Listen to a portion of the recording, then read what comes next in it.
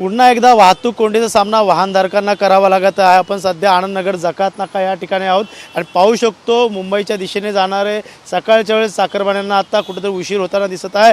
लांबच लांब रांगा या ठिकाणी लागण्यात आलेल्या आहे। आनंदनगर जकात नाका असेल, मुलुंड टोल नाका असेल, या परिसरात मोठ्या प्रमाणात वाहतूक कोंडीचा सामना या ठिकाणी वाहनधारकांना करावा लागत आहे। एकीकडे पडत असणारा पाऊस, त्यामुळे पडलेले रस्त्यावरती खड्डे आणि सिग्नल यंत्रणा आणि तसेच टोल नाक्यामुळे ही वाहतूक कोंडीचा सामना वाहनधारकांना करावा गेल्या अर्धा ते पाऊण तासापासून ही वाहतूक कोंडी ही झालेली आहे। त्यामुळे वाहतूक विभागाकडून पर्याय उपाय देखील केला जातो, मात्र वाहतूक कोंडी कुठेही दूर होताना दिसत नाही आहे। टोल नाक्यावरती सर्रासपणे टोल देखील घेतला जातो आहे। 200 ते 300 मीटर अंतरावरती मोठ्या प्रमाणात वाहतूक कोंडी असेल तर त्या ठिकाणी टोल विना टोल घेता त्यांना गाड्यांना सोडवणं गरजेचं। मात्र या ठिकाणी पाहायला गेलं तर विना टोल न घेता या ठिकाणी गाड्या तशाच्या तशा या ठिकाणी सोडल्या तर मात्र बघायला गेलं तर पाहू शकतो मोठ्या प्रमाणात या ठिकाणी वाहतूक कोंडीचा सामना सकाळच्या वेळेस चाकरमान्यांना करावा लागतो। यामध्ये रुग्णवाहिकांना देखील याचा फटका बसत असतो। त्यामुळे दुचाकी असेल, चारचाकी असेल, जड अवजड वाहनं या ठिकाणी अडकून पडलेली आहेत आणि याच ठिकाणी आता वाहतूक कोंडी वाहतूक विभागाकडून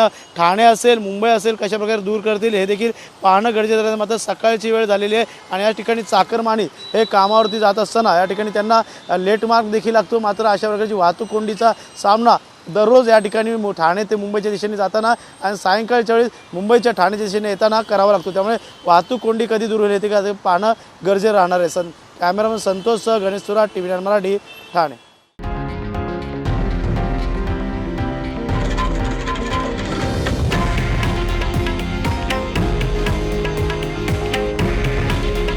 हे आहे देशातील नंबर 1 न्यूज नेटवर्क आणि आपण पाहत आहात TV9 मराठी। काळजी तुमची, हित महाराष्ट्राचं।